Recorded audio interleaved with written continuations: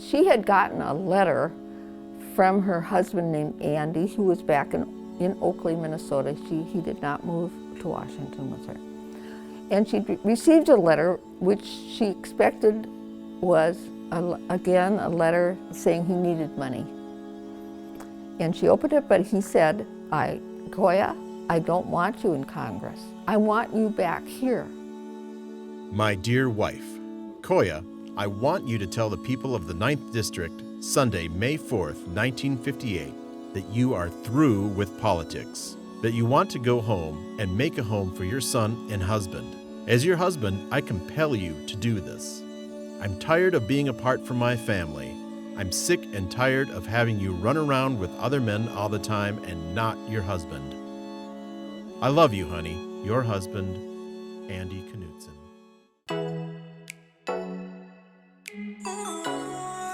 Today, I'm giving my first speech on the House floor. It's a great privilege to be here. I was sent to Congress to fight for equality and justice for Minnesota families and all American families.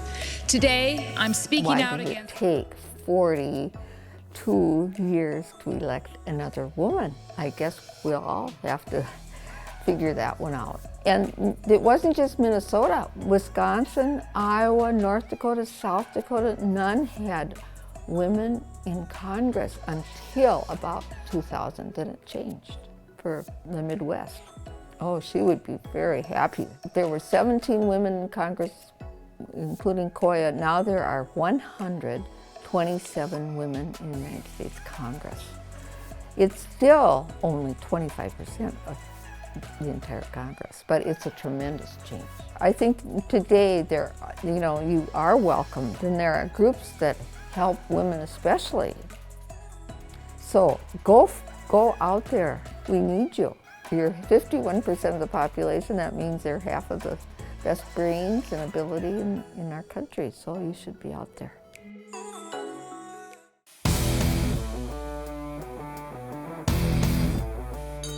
One of the really fascinating parts about being an abstract sculptor is there's a lot of in my practice at least, there's a lot of hands-on working with metal and, well, mostly these days metal, but in the past some wood and stone as well. And so when you're welding, you've got welding, you're grinding, there's a lot of flame, there's a lot of sparks, you catch on fire once in a while. It's really just a great memory, or a great time, you're alive. In the future, I'd like to maybe use like a big crane and make a 25-ton sculpture out of these massive elements and kind of, maybe have a whole crew putting them together. Just, that'd be really fun. Maybe on more of a personal level, I'd like to just be able to keep making sculpture. Keep making it happen somehow, It's a privilege to be able to make art.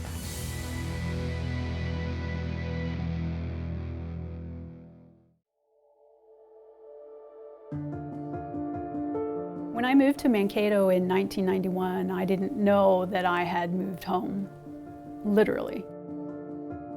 And I called my father, and then I called my uncle, and I said to them, I have a job at Minnesota State University in Mankato, and I'm going to be a professor there in the English department. And separately, there was silence on the other end of the phone from both of them. And essentially what they said was, you know what they do to Indians there. We'll see how long you last. But once they were taken prisoner, they changed the whole picture and changed it to war criminals.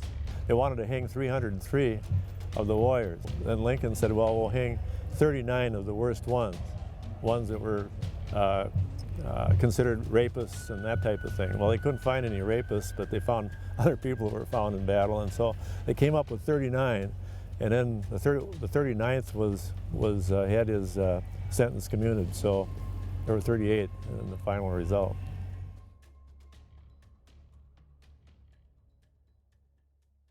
My father's family is from Siston, the Siston Wahpeton Dakota Oyate, but also from the people at Flandreau, the people at Santee, and I knew that our Sioux history, our Dakota history was in South Dakota, but nobody ever talked about the connections to Minnesota. And when I say I moved home, I literally moved home because my ancestors had a summer and a winter village, summer and winter villages, from Kasota to the ridge in North Mankato all the way out to Swan Lake near Sleepy Eye. There is so much work still to be done in terms of collecting our stories and our experiences as Dakota people and interpreting the history that was written for us. And it's important work, and it's going to take more than my generation of scholars, the next generation and the generation after that we will have a place here in Minnesota Makoche in the future, and that our children and grandchildren and great-grandchildren understand what that place is.